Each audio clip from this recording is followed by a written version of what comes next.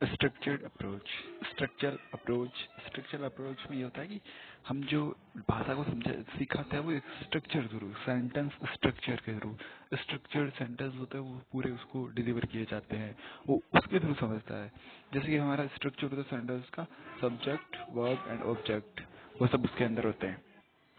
ये सेंटेंस होते हैं वो ग्रामेटिकली करेक्ट होता है, जिसमें ग्रामर सही रहता है, सारे वर्ड्स होते हैं वो सारे यूज किए जाते हैं उसी स्ट्रक्चर के अनुसार। ये होता है कि यूजफुल ज्यादा होता है क्योंकि हम किसी भी कॉन्टेक्स्ट के अनुसार जो सेंटेंस बताए हैं, साथ में प्रोडक्टिविटी ज्यादा होती है क्योंकि हमारा जो सेंटेंस है, लैंग्वेज है, हम उसको स्ट्रक्चर के थ्रू है। साथ में बच्चा क्या रहा है कि लैंग्वेज सीखने में स्ट्रक्चर सीख रहा है कि लैंग्वेज कैसे, लैंग्वेज को यूज करना है, कैसे सेंटेंस का स्ट्रक्चर बनेगा, एक सेंटेंस के बाद आगे कौन सा सेंटेंस आएगा, किस प्रकार फ्लो जाएगा, उस तरह से। तो सिंपलिसिटी ज्यादा होती है क्योंकि इसमें स्ट्रक्चर में फिक्स स्ट्रक्चर होता है लैंग्वेज का कि पहले सब्जेक्ट फिर वर्ब ऑब्जेक्ट, उस प्रकार से आना है, तो उसमें ज्यादा दिक्कत होती है। इसमें language taught through sentence structures, select and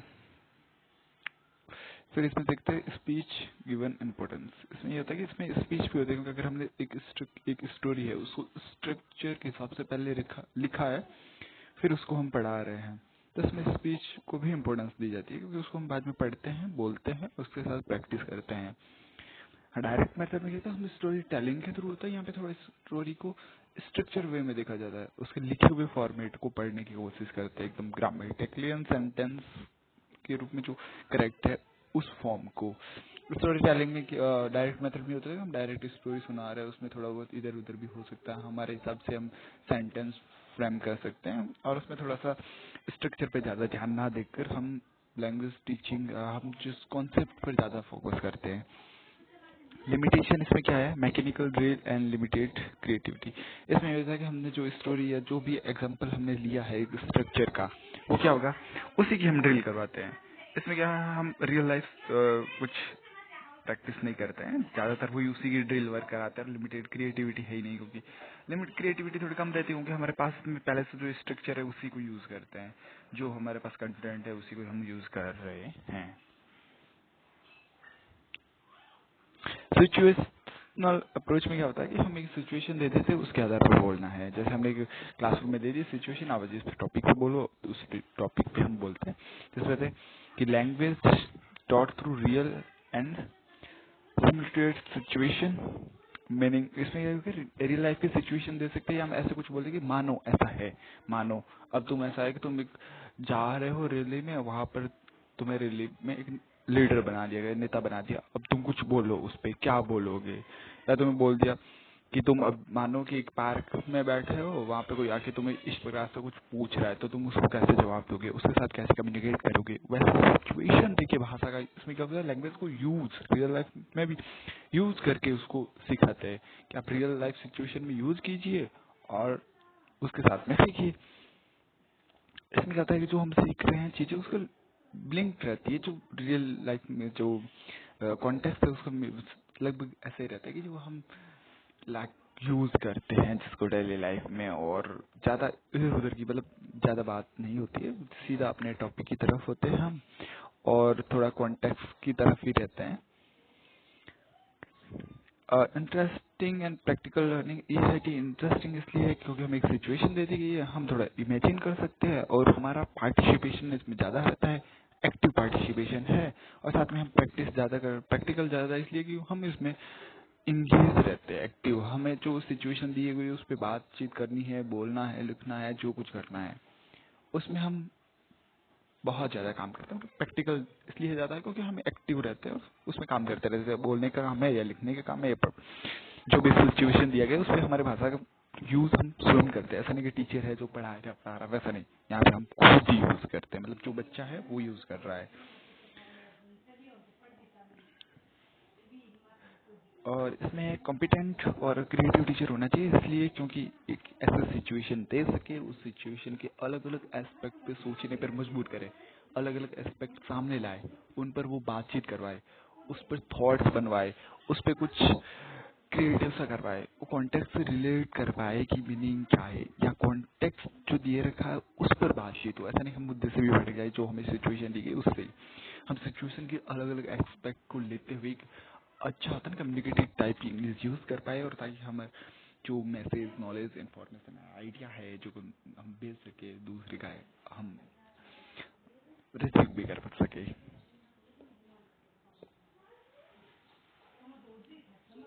ये डॉक्टर वेस्ट न्यू मेथड है, इसमें ये है कि इन्होंने ये डेवलप किया था इंडिया के कॉन्टेक्स्ट में ज़्यादातर। इन्होंने इंडिया में इंग्लिश पढ़ाने के लिए इन्होंने ही ये डेवलप किया था।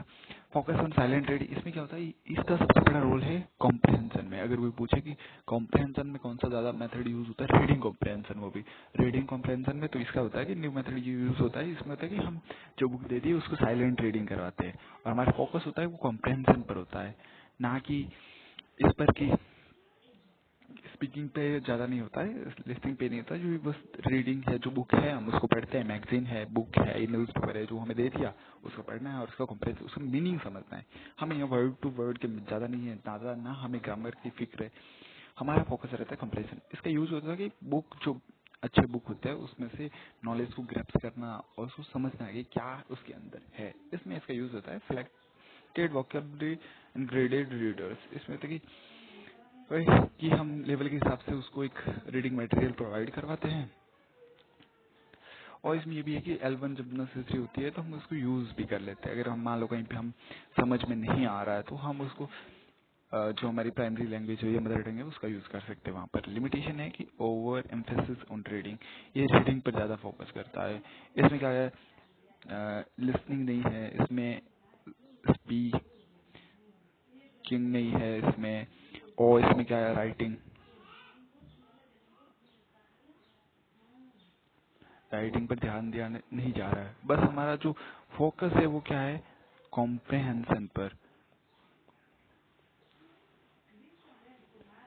कॉम्प्रहेंशन पर हमारा ज्यादा फोकस है, इन सब पर हमारा ज्यादा ध्यान नहीं है। लिसनिंग पे, स्पीकिंग पे हमारा बस ध्यान है रीडिंग पर। रीडिंग रीडिंग कॉम्प्रहेंशन पर पूरा फोकस है हमारा।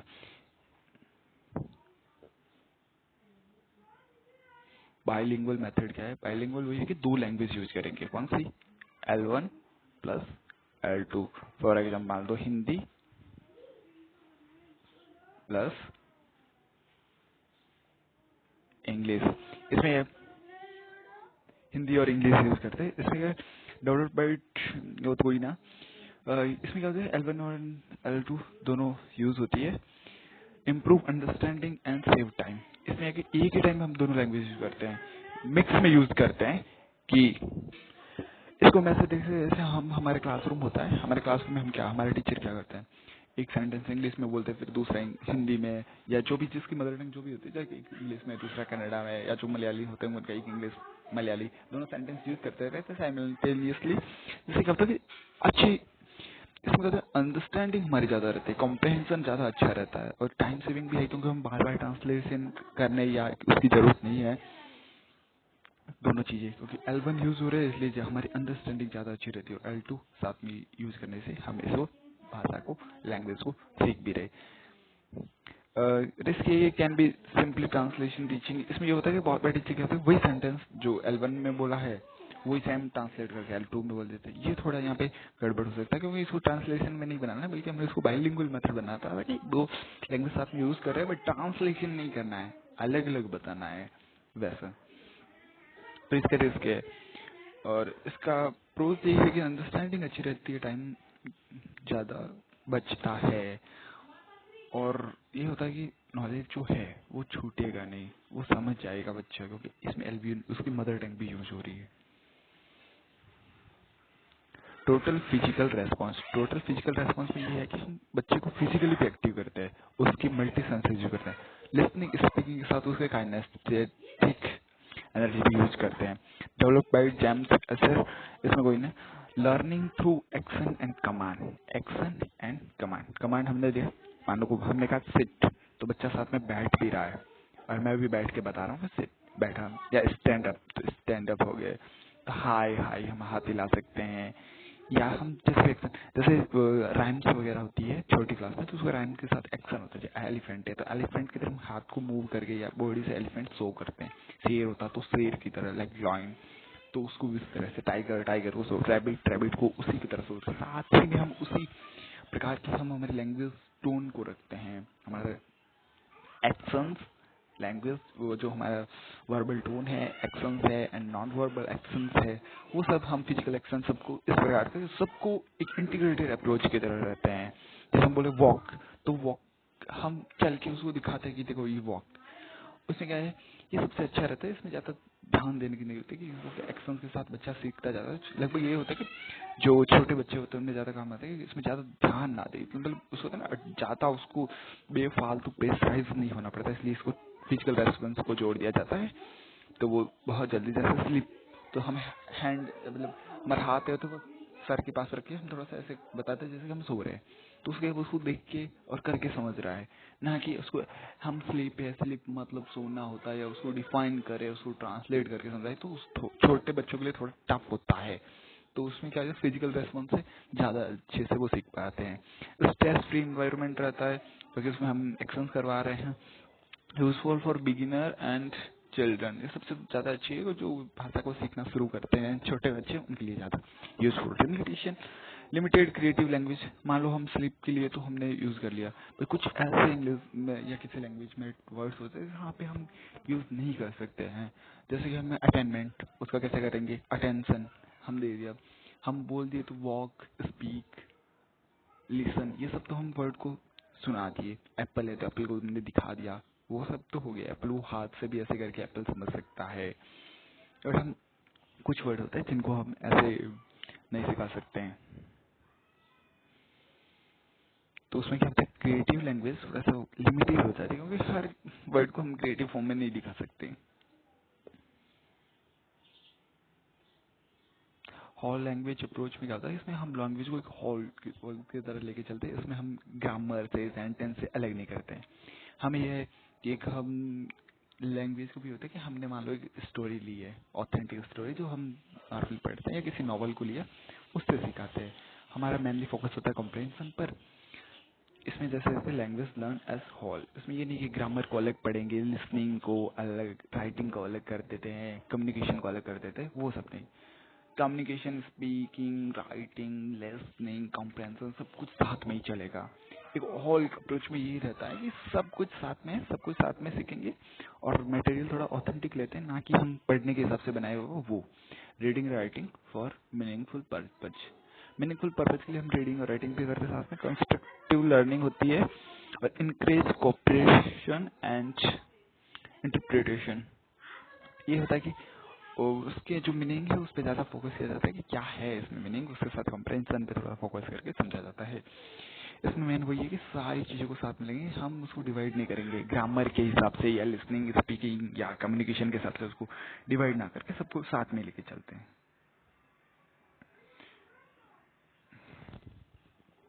फिर है हमारा communicative language, communicative language teaching speciality. इसका है कि इसका पर्पज ये होता है कि कम्युनिकेशन सिखाना बच्चे को, कि लैंग्वेज को कम्युनिकेशन में कैसे यूज करना है। गोल है, देखो जैसे गोल देख सकते हैं हम इसका, वो है कम्युनिकेटिव कॉम्पिटेंसी। इसमें है कि बच्चे लैंग्वेज सीख तो जाते हैं, पर उसको कम्युनिकेशन में यूज करना नहीं सीखते, कि कैसे यूज करना है, रियल लाइफ सिचुएशन में कैसे यूज करना है। इंग्लिश हम इतने साल से बुक से पढ़ते आ रहे हैं, वो they can give exam and can achieve good grades but can't communicate. तो उन बच्चों के लिए जरूरी है कि कम्युनिकेटिव कॉम्पिटेंसी को बढ़ाने के लिए इस अप्रोच को यूज करें।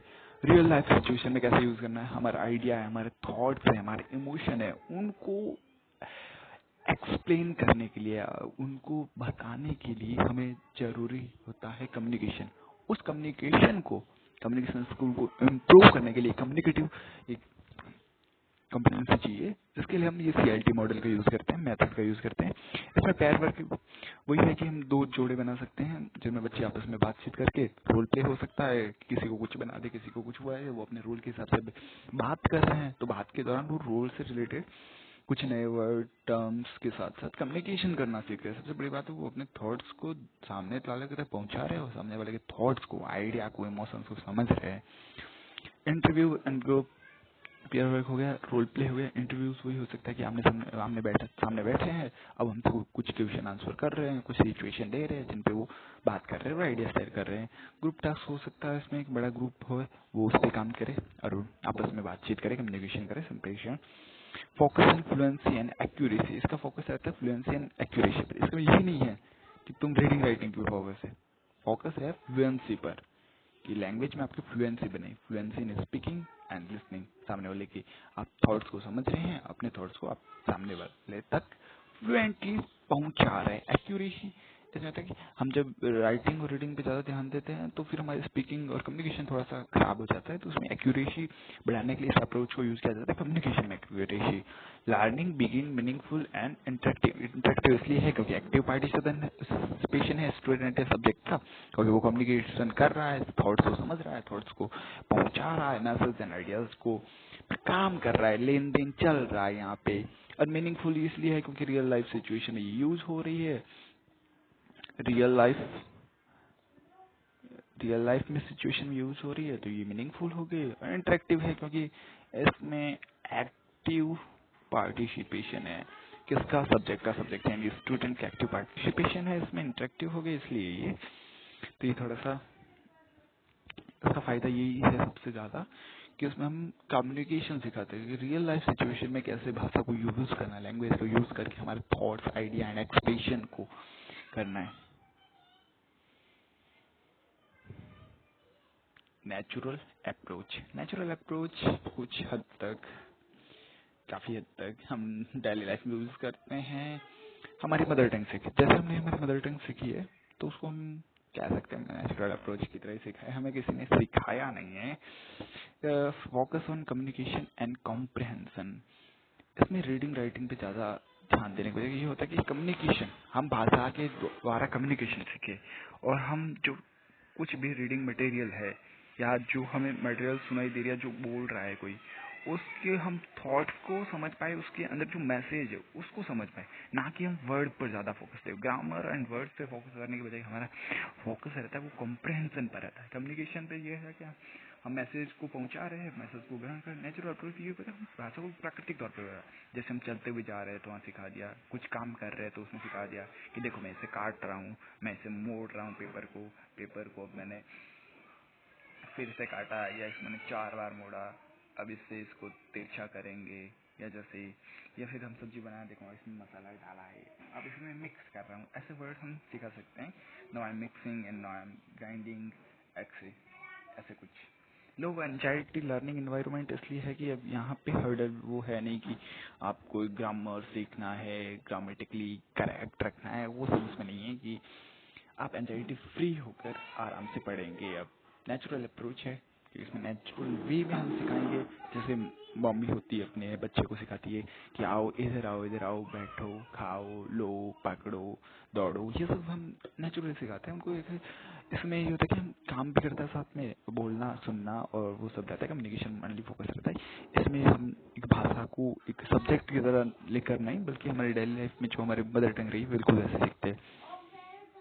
Language emerge naturally after sufficient input. अब जब सफिशिएंट इनपुट मिल जाएगा, हमने बहुत सारे वर्ड सिखाए, बहुत सारे सिचुएशन में उसको भाषा यूज करना सिखाया है, तब ये अपने आप नेचुरली सफिशिएंट हो जाएगी, तो वो अपने आप वो सीख जाएगा नेचुरली। जैसे हमने हमारे मदर टंग सीखी, हमारे बच्चे जब बहुत छोटे थे तब से हमारे मम्मी एंड हमारे आसपास के जो भी बड़े होते हैं वो हमें भाषा सिखाते हैं, हमारे साथ कम्युनिकेशन बोलते पहले ही।